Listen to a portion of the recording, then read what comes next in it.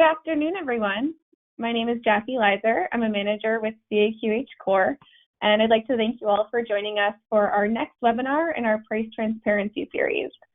Today, we're fortunate to be joined by Sean Stack from HFMA, who will introduce in just a few minutes, and he'll be discussing the provider perspective of price transparency.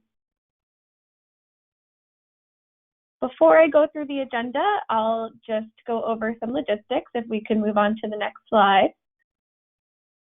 If you'd like to access webinar materials, you can do so by downloading the presentation slides from the handout section of your GoToWebinar menu. We'll also send out an email to everyone who attended and everyone who registered in the next 1 to 2 business days with information on how to access slides from today as well as the recording from today. If you have a question for any of our speakers at any time, you can go ahead and submit that question in the right-hand side of your screen in the questions panel. We will have time at the end of today's presentation, about 10 or 15 minutes, to answer any questions you might have. Looking at our agenda for today, we'll first kick things off with a very brief CAQH Core price transparency overview so you can hear about what we're doing in this space. But most of today's presentation will be given by Sean Stack from HFMA, and he'll be giving an overview of price transparency, again, from the provider perspective. So he'll talk a bit about hospitals, CMS provider transparency monitoring. He'll talk a bit about health plans, current price transparency in the news, and end off with some patient advocacy notes. Like I said, there'll be a discussion at the end, so please submit your questions again at any time throughout the presentation. And with that, I'll go ahead and hand things off to Erin Weber.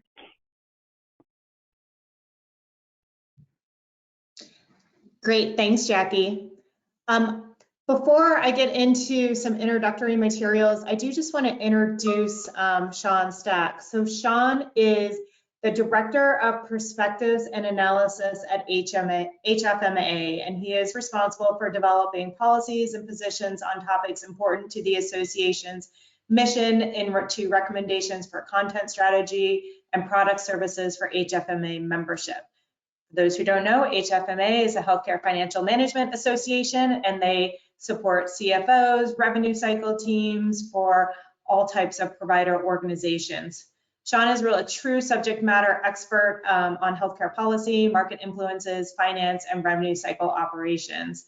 He previously worked as a consultant with HMA Burns & Associates, where he was a senior consultant to state Medicaid agencies.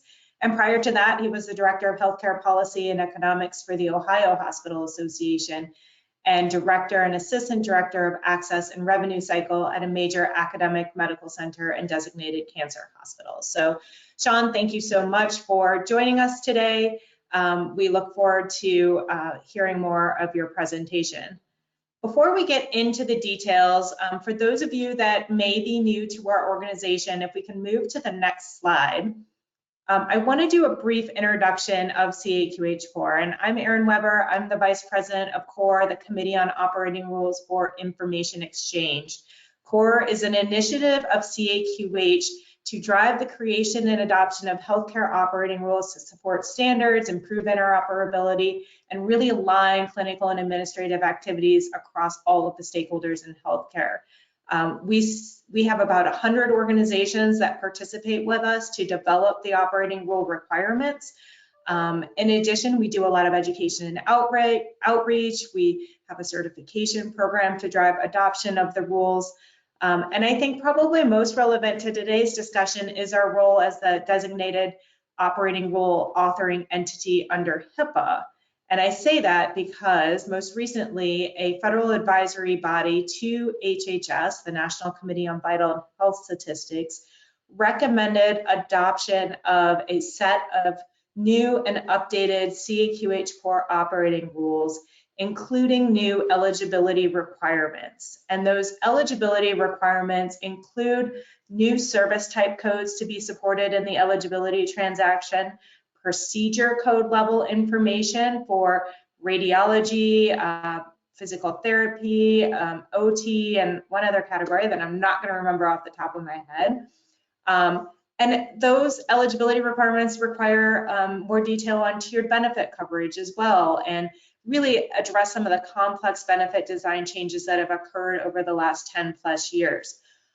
This is important from a price transparency perspective because it can help providers better understand what a patient's financial responsibility may be prior to the time of service. So we're really excited about that. The next step in the process would be for CMS to put out a proposed rule. We put out a press release about this yesterday, so feel free to visit our website or reach out to us to learn a bit more about those newly recommended operating rules. Next slide. Of course, in addition to the eligibility operating rules, CORE has been engaged, particularly looking at the good faith estimates and advanced EOB requirements included in the No Surprises Act, but also more broadly in price transparency, because it does require data exchange and interoperability between plans and providers, which is where we really focus our work. In 2021, we did convene an advisory group to think about how best to exchange some of the data required for those good faith estimates and advanced EOB requirements, and put out a guidance document in November of that year with some recommendations related to how that could be done. Of course, it's 2 years later now, almost, I can't believe it, and lots of progress has been made, in particular in the standards world. So certainly we'll continue to try to keep the industry updated, and we do that largely through our education and outreach efforts. So we have links here to all of our price transparency webinars we've held over the last couple of years for those of you who may be interested. Next slide. All right, I know that Sean was having some challenges, and I think maybe he just joined the call again. But again, we are really excited to have Sean join us today to talk a little bit about what's going on in the price transparency world from the provider perspective, but he's also going to touch on the requirements that are placed upon health plans, and also what's the impact and what does this mean for patients. Sean, are you able to join us and kick things off? Yeah, I am loading right now, sorry.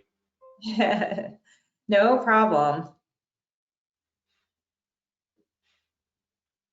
So thanks, Erin. I'm glad to be joining everyone today. And as a speaker, my biggest nightmare just occurred for the first time in my life. My computer decided to reboot as soon as the session went live. So I do apologize for that. Okay, let me turn on my camera here. And we should be almost ready. Well, we're glad you're able to join us, Sean. I always feel like whenever I give a webinar, it's like the lawnmower starts or something really loud happens. So it's just, you know, par for the course, right? Yeah. Sorry, my computer screen is acting up here a minute. Just give me 1 second. Sorry about that, Erin. Can you guys still hear me? Yes, we can hear you. Okay.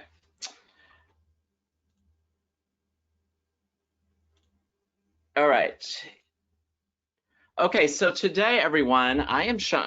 I know Erin introduced me already, but I am Sean Stack. I am HFMA's policy director, and what I oversee here at HFMA is revenue cycle policy and updates, operational updates, as well as finance policy, federal policy operations and updates. So I do a lot of education with our members around policy and those updates as they roll out on the federal level. Erin, can you guys all see me okay? Or is my camera we just wrong? see a black screen. Oh. So no worries Yeah, if you can't see me, we can definitely hear you. Okay, you can hear me. Okay, so that's Yep. great. Something must have happened with my update. I do apologize. Okay, so am I controlling the slides, or are you controlling the slides, Erin? We are, so just let us know when to advance. All right, so today's presentation I wanted to provide you with is really an overview of price transparency as it pertains in today's world. We're going to go through some of the regulations and some of the requirements for healthcare providers and healthcare payers and insurers. But we're also going to talk about compliance, some common mistakes that we are seeing as an industry out there in the machine readable files and with the price estimator tools. So I'll go through those with you today. To kick off, if you want to go to the next slide, Aaron, we're going to take a look at the current state of mind for health executives. HFMA currently has right around 10 executive councils that we conduct meetings with our executives around the nation. We have over 1,000 members. We have executive councils for finance and revenue cycle, 10 of those, and we meet quarterly. And these are some of the issues in our last quarter that are top of mind with our health executives. Double-digit pharmacy trends, derived by specialty drugs, trying to get those costs down, which of course, as you guys all know, really impacts the price of care in our facilities, in our healthcare facilities. Behavioral health, responding to the behavioral health emergency impacting our youth, families, and communities. We've never seen behavioral health this on the rise this much across the nation since the pandemic. So really trying to get our arms around behavioral health and the disruption that's happening in those areas. Medicaid redeterminations are well underway now. We're quite a few months into that in some states, and we're beginning to see that churn of Medicaid patients either going through their redeterminations and finding themselves as self-pay, or moving into very high deductible bronze plans or going on their employer's insurance. But a lot of shift there and a lot of areas where the cost of healthcare is very prevalent and very obvious to those patients who are moving around in that coverage.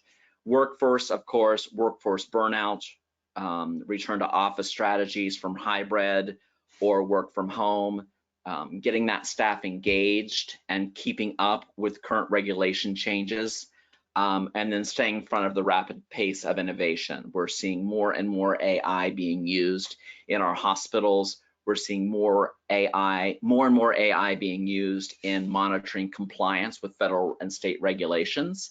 So that is top of mind for our healthcare executives.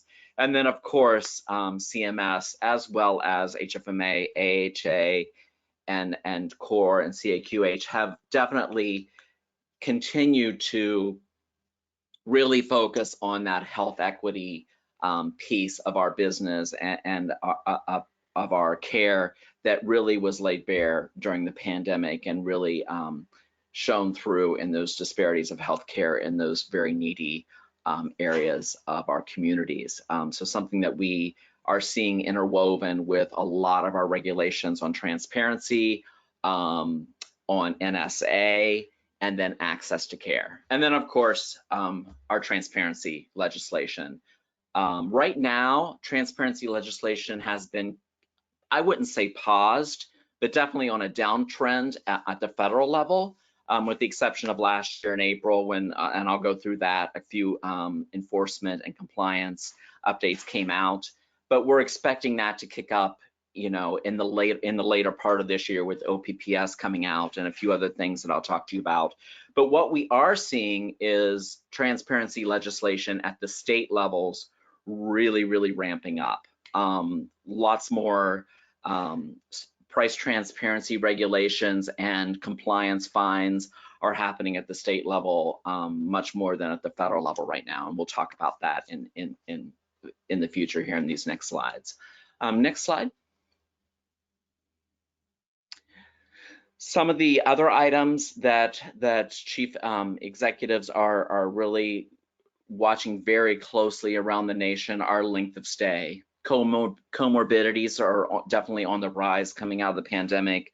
Delayed discharges, either patients aren't ready to go home, they don't have a safe place to go home to, or there's no place to put them because post-acute care is really struggling to keep up with the demand. So patients are holding inpatient for much longer. Post-care availability, we just talked about that. Acuity intensity have been increased with comorbidities. So folks are staying in longer. Their care is more costly due to those days. And then, of course, not only capacity constraints still in EDs, as well as post-acute care, but inpatient as well, because we're not getting those patients out of those hospital beds as quickly as we were pre-pandemic. Also, chief executives are really watching the hospital at home program very closely. Lots of costs to get those programs set up and get those operational, and really trying to figure out which patients with which diagnosis, with which treatment of cares are the best candidates to go to those hospital at home programs. We're seeing that echo around the nation as more and more hospitals join those programs and get their thumb on the effective way to stand up those programs and make those operational. Next slide. And then lastly, I wanted to show you this analysis that has come from many agencies, CMS, as well as an all claims data set back in 2019. We're starting to see a lot of trends here, and the five-year forecast is really moving for hospitals, is really moving in a different direction than it was pre-pandemic. And I'm sure most of you are seeing this. Home visits are on the rise. Home care is very much in demand now by patients due to the services that were provided during a pandemic. So those services are very ripe for disruption, very ripe for non-legacy providers to get in to that game. And pricing and cost has never been more important when you're looking at a strategic plan to maintain those patients and maintain that engagement and that patient satisfaction. Home hospice visits are on the rise. Will be on the rise more than 13% over the next 5 years, something we're watching very closely. Home procedures, minor home procedures are up 3%. Home nurse visits up 6%. PT and OT done in the home are up 10%. Home E&Ms, 19%. And then believe it or not, we're seeing a pretty good influx in home chemotherapy. Some of that is coming from payer steerage. Some of that is coming from physician steerage. Just keeping those patients in a safe environment where they can receive that therapy, and it can be a little bit more cost effective in their access to care. And then you can see there the gradual shift and the popping up of, and this picture actually is not probably all inclusive, because of course you have a lot of disruptors in this space too. You know, the Amazon Prime Cares, the CVS Minute Clinics, a lot of virtual interference or new virtual services in behavioral health are popping up here. So that continuity of care is becoming more and more difficult to track for patients in some populations, because they are accessing care in very different ways post-pandemic than they were pre-pandemic. We're beginning to notice that hospice stays are coming down because of shortages or because of alternate services.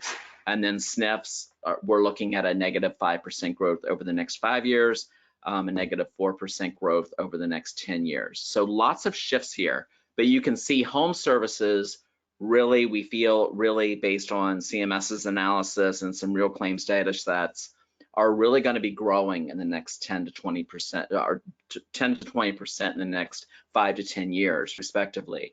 So pricing and cost analysis has never been more important right now to get that out to patients when they're shopping for services or when they're making a decision on what provider to go with or what provider to seek care with. Cost is very important in today's world. Next slide. Okay, so looking to the future, we feel that in 2030, we're going to see U.S. health systems become much larger with a greater non-acute care focus, more centralized decision-making and increased exposure to value-based care. We see rolling out that SDOH factors really factoring into those value-based care arrangements, hospitals at home, physician office, whether it's virtual or done at the physician office, will encompass more care. Telehealth services we have seen, although they have come down after the pandemic, they are still very much being utilized and still very much being sought from a patient-centric method.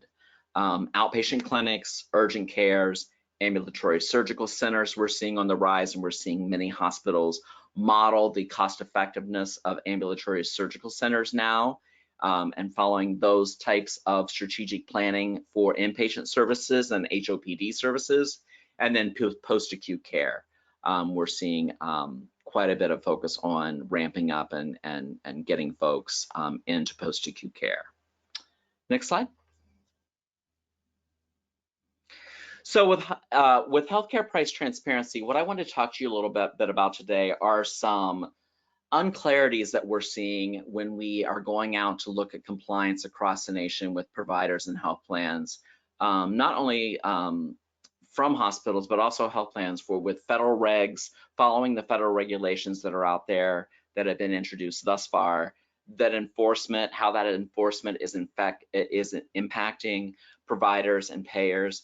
And then I'll talk to you a little bit about state regulations and where we see state enforcement going in some of these groups in the future, because there are several advocacy groups and analysts out there really pushing for more involved state enforcement in some of these even the federal transparency rules and regulations.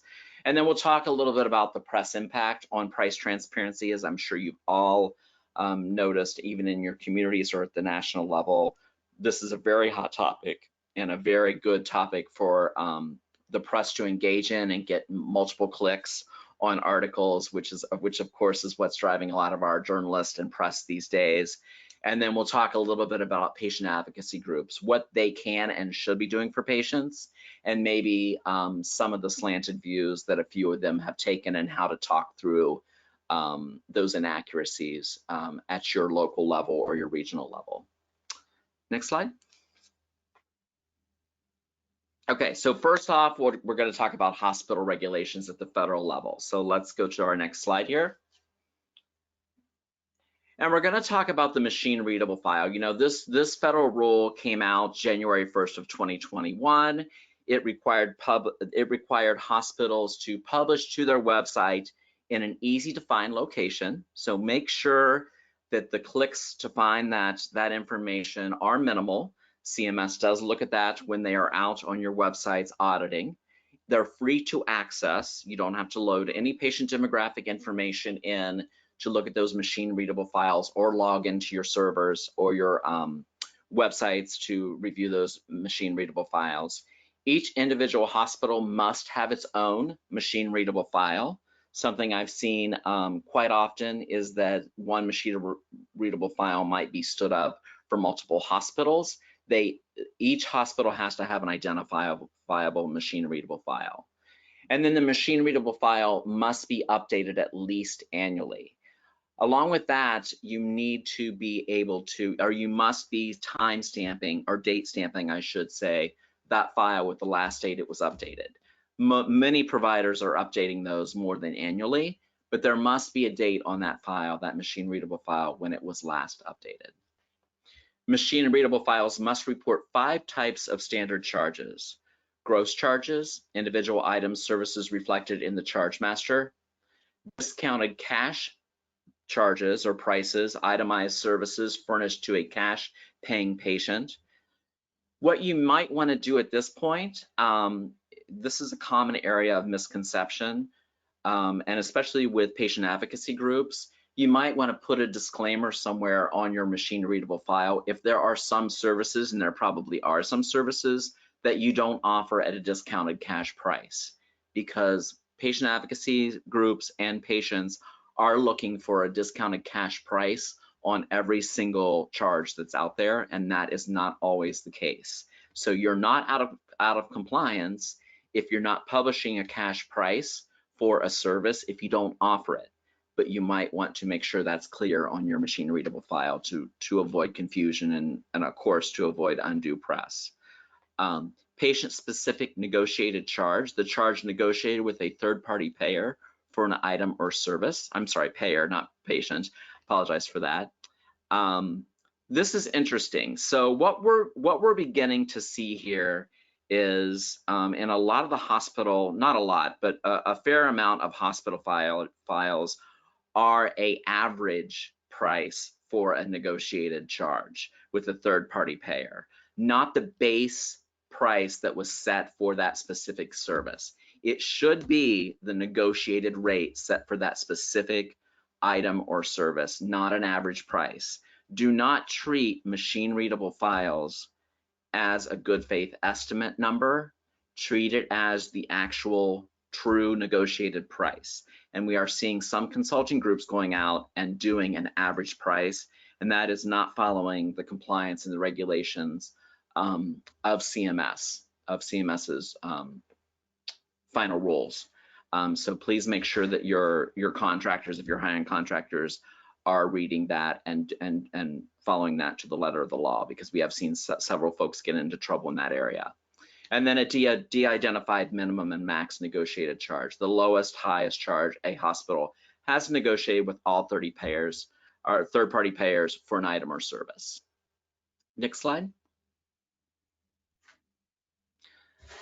All right, the MRF must also include charge descriptions. Please don't, how do I say this? Generalize your charge descriptions. CMS does not like that and will issue a letter if instead of putting in an MRI with contrast or CT with contrast, you put in radiology, and all of your MRIs and CTs are just listed as radiology. They do not want those descriptions generalized, and we've seen folks get in trouble for that, for generalizing those descriptions. You want to make those descriptions as descript and patient-friendly as possible. Codes used for billing, DRGs should be posted. That's one of the common ones that hospitals have a very hard time calculating and posting. CPTs, HCPCS, NDCs, and other common identifiers. Revenue codes, supplies, implantable devices, and pharmaceuticals. And then this is one that really drives hospitals to update their MRFs more than once a year, and that of course is service packages.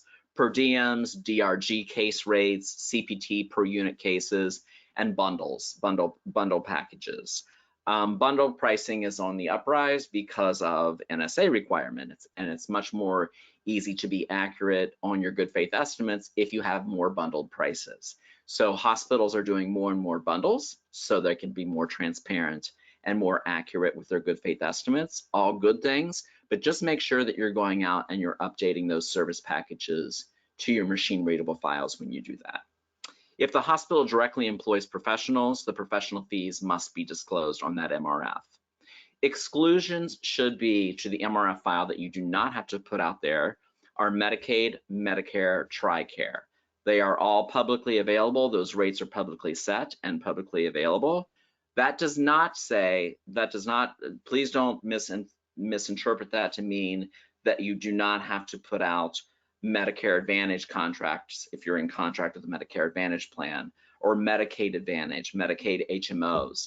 Those are all privately negotiated contracts, and they are looked at as managed care. So those need to be posted out there on your websites. Federally owned hospitals are excluded from this provision: VA hospitals, Indian Health Program hospitals, U.S. Department of Defense hospitals, and then of course freestanding ambulatory surgical centers, imaging centers, and labs do not have to have machine readable files. Next slide. Shoppable services. So one of the things that patients hopefully are looking at more than the other services that are out there posted under the MRFs, because let's face it, we've all always said that MRFs, machine readable files, with every charge that's been placed in your CDM is not real helpful to a patient. So much more helpful are shoppable services. And those have to be 300 shoppable services at this time. We think this is going to grow, and in some states this is growing. Some states are asking providers or making providers publish more than 300 shoppable services, But this can be divided down in several different ways. So if you are a facility, let's say you're a psych facility, and the 70 CMS specified shoppable services, let's say you only have 30 of those services, and you do not even offer, the other 40 that make up the 70 CMS specified shoppable services, you need to offset that missing 40 services that would have been included in the CMS 70 specified shoppable services into your 230 hospital most common shoppable services. So at that point, you would have 270 to make up for that 40, that 40 less of CMS specified shoppable services. So you must have a total of 300 shoppable services published, and that is one area that hospitals have been audited and found not to meet that 300. So one way or another, you need to get to that 300 shoppable services. Shoppable services, any service that can be planned, allowing consumers to shop around for the service. Charges must be posted in a patient-friendly manner. Hospitals are exempt from the publishing of shoppable services if they already employ a patient estimator tool that patients can access out-of-pocket estimates. Estimates are available for all 300 shoppable services, and the estimation tool is prominently displayed on the hospital's website with no barriers to access. Logins or requiring personal information is not allowed there. That anyone needs to go on without putting identifiers in patient identifiers in and look at those shoppable services for it to be compliant. Next slide. Okay, file compliance enforcement measures. CMS will issue a warning notice if they find a hospital or provider are out of compliance with any of the federal rules around price transparency. They will then request a corrective action plan. If a corrective action plan is not provided and completed, they will impose a civil monetary penalty. The penalty for a full year of noncompliance ranges anywhere, depending on bed size, from $109,000 up to a little over $2 million. It's on a sliding scale based on the hospital's bed count. And then, of course, CMS right now is publicizing the penalties, their penalties, and the civil monetary penalty on their CMS website. Right now, there's not a website, to my knowledge, that is publishing any penalties toward payers. I'm not sure any have been assessed thus far, but we are watching for that to come out from CMS probably within the next year. We've seen, due to 2 penalties that were issued last year in Georgia in June of 2022, we've seen a pretty big uptick in price transparency compliance across the nation with hospitals. CMS last year around, I think it was the day after my birthday on June 7th, fined 2 Georgia hospitals within the same health system $1 million for violating price transparency laws. So very interesting to see what has occurred there since those fines were issued. Turquoise Health saw a lot of activity rolling in on updating of those hospital MRFs and hospital shoppable services to make sure that everyone was in compliance fairly quickly, and they saw a lot of traffic there in the updating of those machine readable files. Next slide.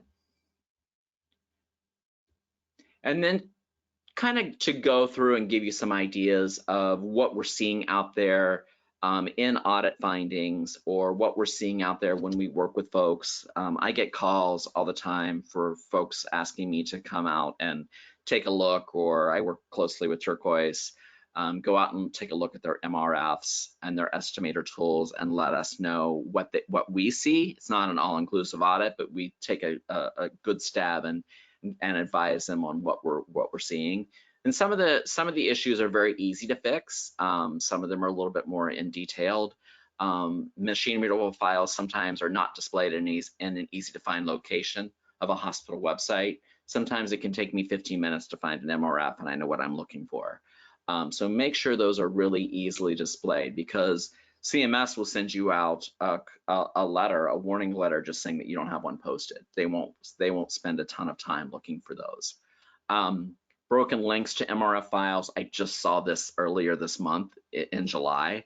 A hospital was issued a compliance letter, reached out to me, a non-compliance letter, reached out to me, and all 3 of their hospitals had 3 broken links. They had discontinued one link and built a new one, but they had not removed the old link. That's what CMS clicked on, so they issued the letter because the link went nowhere. So you need to remove those old links if you publish new ones. Limited or no exclusion of service packages. Again, DRGs are a common not included item that hospitals aren't putting out there because they're a little bit more difficult to push out there as a standard rate. They're a little bit harder to get to, and they take some analysis. Case rates and per diem rates. No differentiation between inpatient versus outpatient standard charges. Need to have an identifier on there. I think that's going to be cleared up probably later this year or next year, and I'll talk to you about that here in a minute. No clear indication of the date that you last updated the MRF. I just talked to you about that. Make sure you have a date stamp on that MRF showing that when it was updated. Exclusion of negotiated Medicare and managed care rates. That's very common. People misread that regulation. It's Medicare, Medicaid, and TRICARE fee-for-service that don't need to be published, but any managed care contracts that you're contracted with, those need to be treated as managed care and published out there. And then average contract rates being published instead of contract-based rates. We talked about this. There's several consulting firms out there working with hospitals and publishing average contracted rates. Don't assume that just because you hired a consulting firm to come in and stand up an MRF for you that they know and understand all the rules and regulations. Make sure you're going behind them and auditing them yourselves and making sure that you agree with what they put out there for you. Another piece of advice that some consulting firms are giving is that if you engage in a contract with a consulting firm to stand up an MRF or an estimator tool and you receive a valid non-compliance letter from CMS, that contracting firm will fix that issue at no cost to you because they are the ones that you pay to stand that up, making sure that's in the contract so they have more skin in the game when they're building out these MRFs and these estimator tools. And then vendors not following the CMS rules and regulations. We are seeing this quite a bit, and we're seeing it, with the inexpensive consultants that are standing up MRFs and estimator tools, and we're also seeing it with several of the very expensive consultants that are standing up these tools. So please just make sure you're familiar with the regulations and with those rules, because at the end of the day, it's your reputation as a provider or a payer on the line if you get it audited by CMS and that goes out into the public, or press gets a hold of a non-compliance issue and sends that out in your community. That's the true impact of non-compliance with price transparency. And then estimator tools. Common issues with estimator tools. Estimator tool is not displayed in an easy to find location of the hospital website, requiring consumer to enter information in order to access the estimator tool. Exclusions of DRGs included in CMS specific list of 70 shoppable services. Tool does not notate or does not provide single dollar amount tailored to individuals seeking an estimate. And then disclaimers are not appropriately displayed. Clarify your charges only include hospital services and not professional fees from non-hospital providers. And then clarify the list price is not necessarily what the insurer or patient will pay. And then clarify single item doesn't represent an entire medical service. Next slide. CMS transparency monitoring, we're beginning to see more of an uptick here in price transparency monitoring. CMS does evaluation of complaints made by individuals or entities to CMS. They also audit hospital websites on their own or through a contractor. We're seeing a big uptick in CMS audits. Next slide. And then CMS provider transparency enforcement. Again, just as a reminder, First, they should be providing you a written notice, warning notice to the hospital of the specific violation, listing the specific violation on that notice. They'll request a corrective action plan, a CAP, for the hospital if it's in non-compliance. If the non-compliance constitutes a material violation, they may issue a civil monetary penalty if the hospital does not comply with the corrective action plan in time. And then, of course, they will publicize the penalty on a CMS website, which of course gives the press ample ammunition to publish that in the press in your community, and that causes major issues for the hospital itself and credibility. Next slide. And then as of April of this year, just a few months ago, we saw new enforcement process come out from CMS, really tightening the strings on this enforcement with hospital non-compliance. Now they're requiring that the CAP completion deadlines are shrunk down. So you must submit, a hospital must submit a corrective action plan within 45 days of the request, and hospitals must be fully compliant with that CAP request, with that CAP 90 days from that CAP request. No more 180-day leeway time there on adopting those changes to make sure that everything is compliant. CMS will impose civil monetary penalties earlier and also automatically. Impose a civil monetary penalty on hospitals who fail to submit a CAP within 45 days, or those who fail to be compliant within the 90-day mark of the CAP request. They are also streamlining the compliance process. For hospitals who have made no attempt to satisfy the price transparency requirements, CMS will no longer issue a warning notice and will move directly to a CAP notice and expedite that process. So let's say you don't have an MRF out there at all, or you don't have a price estimator tool out there at all. They will go ahead and they will expedite that to that shorter time frame right away. Next slide.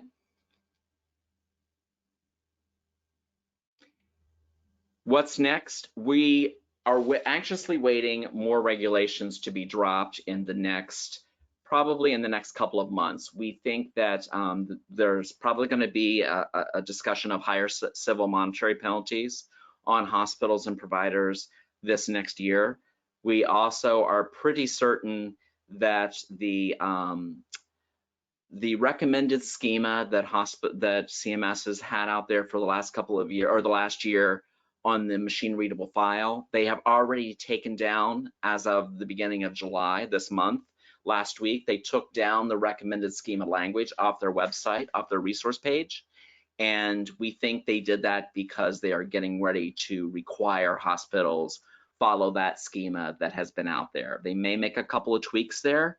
And I think maybe one of the tweaks they're going to make is that you need to add site of service or place of service to that charge, whether it's an ASC, if there's a different charge for that service at an ASC versus a hospital outpatient department. We think they might tweak that template a little bit, but we see that template becoming mandatory in the next year probably. We think we're going to hear some direction on that in the next OPPS, the proposed OPPS. So we're waiting to hear what we're going to see there. We think that there's going to be more local enforcement, we're going to see an uptick on state compliance because of all the press coverage that this is getting in, price transparency is getting in the communities. We think more states are going to step in and be more aggressive in price transparency requirements. And then we know that in many states there is discussions and talks about hospitals' tax exempt status and whether hospitals are giving back and making sure that pricing is affordable for patients to receive services. So we are seeing a lot of uptick there in discussions of hospital tax exempt status. And then of course, as always, public shaming from the press, from patient advocacy groups, from CMS, for those who do not comply and blatantly don't comply. So we still think that there's going to be more and more of this in the near future. Next slide. No Surprise Act, not a ton to report here on No Surprises. You can go to the next slide. What I did want to bring up to you all and make sure that you guys are aware of, and this has been going on since, you can see here, this is an example letter that I received that was sent out to CFO from CMS. This is something that a lot of people still aren't aware of, and CMS is auditing this and doing this. So basically this letter, what happened was a clinician that was providing emergent services in the ED at a hospital that was not employed by the hospital went ahead and balance billed a patient for balance billed out of network cost sharing to a patient for emergent service. And CMS came back, and they are coming back. I have multiple facilities that have reported this to me and have made held the hospital accountable for the contracted clinician's behavior of balance billing that patient, which is something that we weren't sure that CMS would do, but now we know they are. So if you go to the next slide here, this is the list of demands that CMS places, and they have to be done within 10 days. So this is a very quick turnaround that the hospital needs to get back to CMS on before potentially a civil monetary penalty is assessed. Within 10 days of the letter being sent out, the provider must provide documentation that demonstrates the workflows hospitals had in place to catch and prevent violations to the No Surprise Act were given to that physician and were covered with that clinician that you're hiring to work in your emergency areas.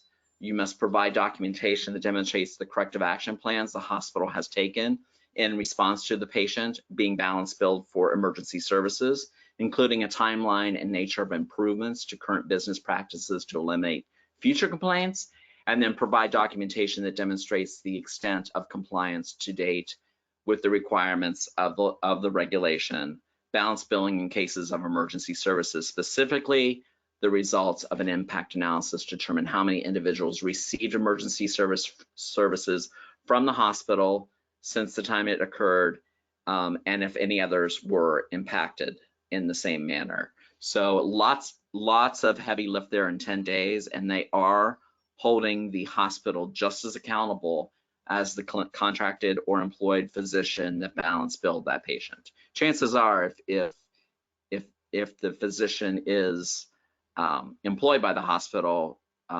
potentially the hospital's billing for them and can control that billing easier. But it's also for contracted physicians that you're not doing the billing for. You need to make sure they're following the letter of the law there for No Surprise Act and not balance billing your emergency services to patients. So that's kind of a new happening that we're seeing being enforced pretty strongly. Any questions here on providers, Aaron, that you've seen come through? No?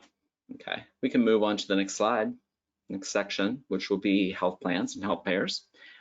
Okay, health plan, final rules as of July 1st, 2021. The transparency and coverage piece of legislation, plans and insurers are required to publish 2 free and publicly accessible online machine readable files using, in this case, a CMS mandatory format, remembering that the hospitals don't have a mandatory format, just a recommended schema. We think that's going to be switching later this year. We're going to hear language come out on that, and probably will be adopted in being effective in the next year. But plans already have a mandatory format. Those MRFs must include prices for all providers and care, including primary care clinics, imaging centers, ambulatory surgical centers, and professional rates. Next slide. Plans and insurers MRF element requirements. They must be publishing in-network rates, information for in-network plans and insurers, the ID, the EIN, the billing code, POS code, the TIN, the NPI, in-network amounts. Applicable amounts may be negotiated rates, fee schedules, or derived amounts from bundle payments are included. And then the allowed amounts, information for out-of-network plans and insurers should be in there. So those are the MRF elements that are required in these files. You can imagine how massive these files are when they are published out there by the plans. Next slide here. transparency and coverage. Upon request, the plans and insurers are required to disclose cost-sharing information in plain language to enrollees via an online self-service tool, patient estimator tool that provides the following information. This just went into effect July 1st of 2023. Estimated cost-sharing liability, accumulated amounts, in-network rates, out-of-network allowed amounts, list of items, services subject to bundle payment, notice of prerequisites, if applicable, and then a disclosure notice. CMS published a list of 500 predetermined CPT codes required to be included in every patient estimator tool for plans. So again, looking at this from a provider's perspective, payers are being required to list 500 predetermined CPT codes. That kind of starts us thinking that that'll be the next step for providers, that they will be going to 500 rather than 300 services. We're starting to see what we think is going to be rolling out here for providers to increase those numbers of required services. Next slide. Health plan shopping tools as of July 1st, 2024 will be required.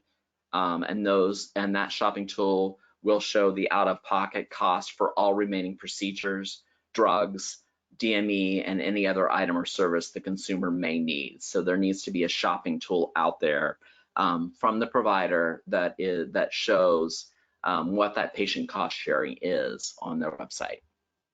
Next slide. And that's in July 1st, 2024.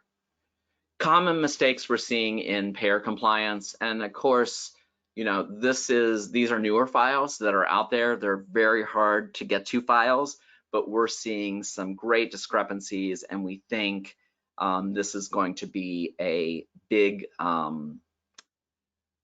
targeted conversation that's going to be evolving the last half of this year as these files are being analyzed.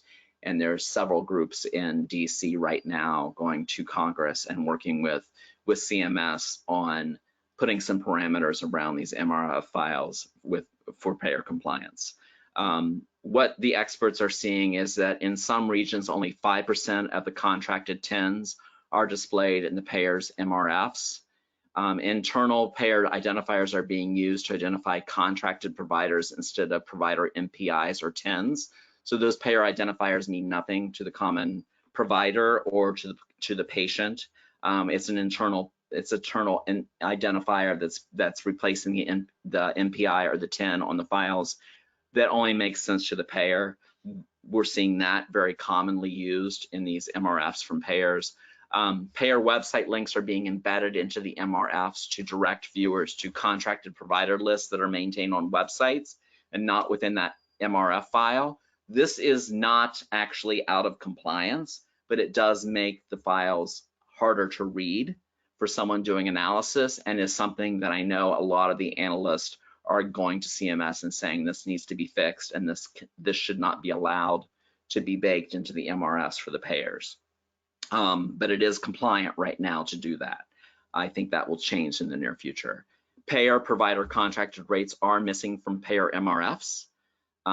Payer machine readable files are posting contrasting rates for same services. So they're posting the same service out there, some of them for the same location, because there's location identifiers on the MRFs for payers, and they have two different rates for the same provider.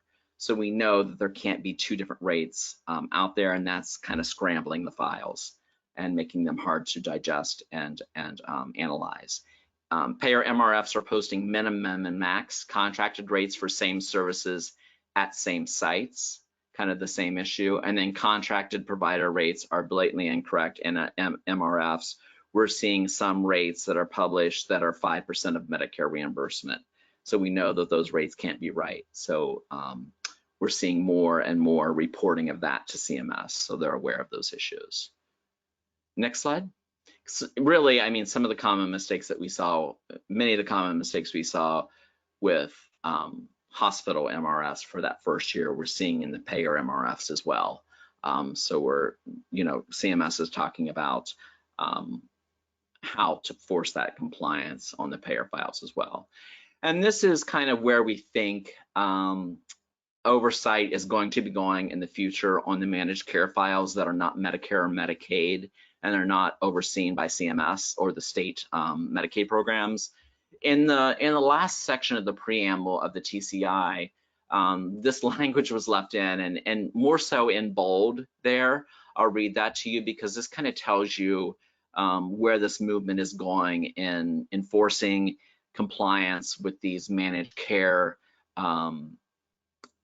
machine readable files and estimator tools. States will generally be the primary enforcers of the requirements imposed upon health insurance insurers by the final rules. So, and then the CMS, meaning the department, CMS is expected to work closely with the state regulations or regulators to design effective processes and partnerships for enforcing the final rules. So I think what we're going to see in the next 6 months to a year is these advocacy groups that are really policing this information and trying to compile this information so folks can do strategic analysis. They're going to be reaching out to states and saying there needs to be more enforcement at the state level so this data is correct and is good data that can be used for strategic analysis on rate setting and to set bundle payments or rate setting for payers. I think there's going to be a big push there to have states oversee these managed care MRFs. Next slide. And then just to cover some news and how to handle a few pieces of news that we're seeing commonly out there in the market, if you want to go to the next slide.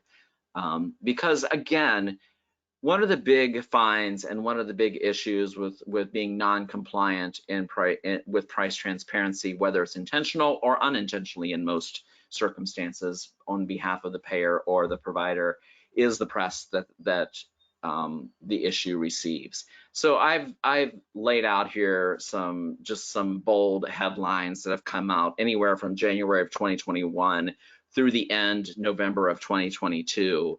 And you can see that these headlines really get a lot of clicks. I'm sure many of you have seen them out there.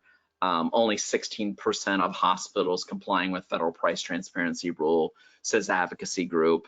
And that was on November 2nd of 2022, so the end of last year. Well, in November of 2022, CMS posted their analysis saying that more than 70% of hospitals were compliant with the transparency rule. So you see a great variance in what a patient advocacy group is saying rather than what CMS is saying based on their audits. And if you go to the next slide here, I think it might be 2 slides. We'll go one more. This is the article that really, I think, infuriated a lot of folks and opened eyes on how differently these rules and regulations can be interpreted. These are the 2 files that came out in November of 2022, or the two stories. One from patientadvocacy.org saying that only 24.5% of hospitals reviewed were fully compliant with the federal hospital price transparency rule. And then CMS coming out with their report saying that over 70% of hospitals are now compliant with the price transparency rules. If you go to the next slide, when I dove into this information and where the non-compliance existed with the patient rights advocacy group that published the story, they were not comparing apples to apples. They were actually, Patient Rights Advocate was actually finding folks non-compliant when they were compliant with the CMS regulations. The CMS regulations didn't didn't go as far as the Patient Rights Advocate wanted them to go, so therefore they counted those hospitals non-compliant, such as things like using NA in an MRF, not applicable. CMS actually guided hospitals to use NA in fields where there was not a cost, patient cost price, or if it wasn't a service that the hospital offered, to show that it wasn't skipped over.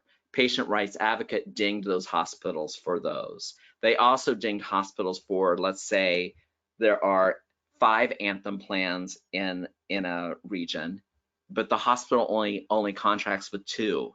If the hospital only posted the 2 plans that they were contracted with, Patient Rights Advocate said, but there are 5 plans in that region and they're missing 3 contracted plans. but the hospital didn't contract with those plans. So you can see the games here that can be played with the information, maybe based on unfamiliarity of how hospitals or providers contract, but these are things that we have begun to speak out about to clarify that this analysis or this article may not be quite as accurate as it should be, and we have gotten some responses from those folks. So just some ideas for you if you see something blatant out there in your community, to reach out to your legal teams and reach out to your PR teams and maybe publish the facts. You know, don't attack the group because we want patients to be educated, but publish the facts and make sure that those facts are shared.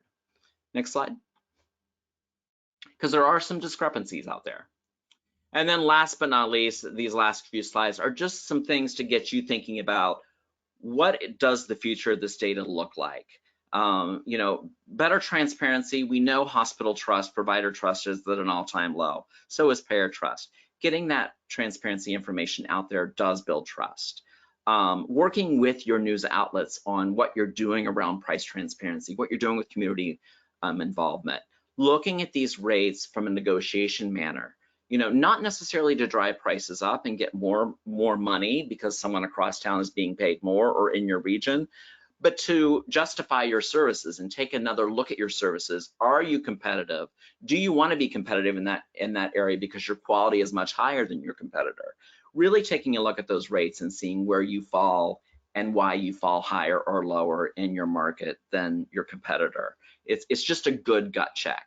And then of course, talking about tax exemption, you know, what are your rates? What benefits are you giving back to your community? Which you all, if you're a provider, most providers have a lot of community programs, making sure you can justify those with your pricing. And then that little arrow through that wall there, something to remind you of here is that we are no longer working in a healthcare market that is only legacy driven. So looking at healthcare rates in your region for behavioral health might not be a good strategic approach now in these days, because you're really competing on a national level with virtual providers, if that makes sense. So really taking a look at what the service is, and is it just provided in your area, or is it provided across the US? And then of course, my little Republican and Democrat icon there in the bottom, you know, keeping in mind that this is a bipartisan supported issue of price transparency, and it's definitely not going away. So it is really we really do need to take a strong look at this. Next slide. I think this might be my last slide. And then what your MRF analysis would look like, focusing on those items and services, service lines, provider type, facility type, payer grouping, payer contract type, and then the areas that you want to focus on. Is this service something that's important to the community, the region of the state you're in, maybe the town, the city, peer group, or is it a easily nationally provided service? Is it something that can be very well provided nationally and virtually, like behavioral health? Are you competitive with those disruptors? And do you want to be competitive with those disruptors? Those are strategic questions that you really need to ask yourself when you begin to look at these files and do your analysis. Okay, Erin, I see you're on. Yeah, thank you so much. Sorry about that. That was a wealth of information. We really appreciate your insights. We have some good questions. I'm thinking maybe we might have to do a follow-on like fireside chat where we can have a little bit more conversation too around some of these requirements and what the impact is, because it looks like folks have a lot of questions about the details. So happy for folks to follow up. I know we're past time now. I just want to thank Sean again. And if we could go to the last slide, just highlight some of our upcoming webinars and education efforts that are happening across CORE. We encourage you to join us. I know in 2 weeks we have a webinar with CMS also on the HIPAA transactions. So look forward to speaking to you all soon. And thanks again, Sean. Thank you, Erin. Great. Bye.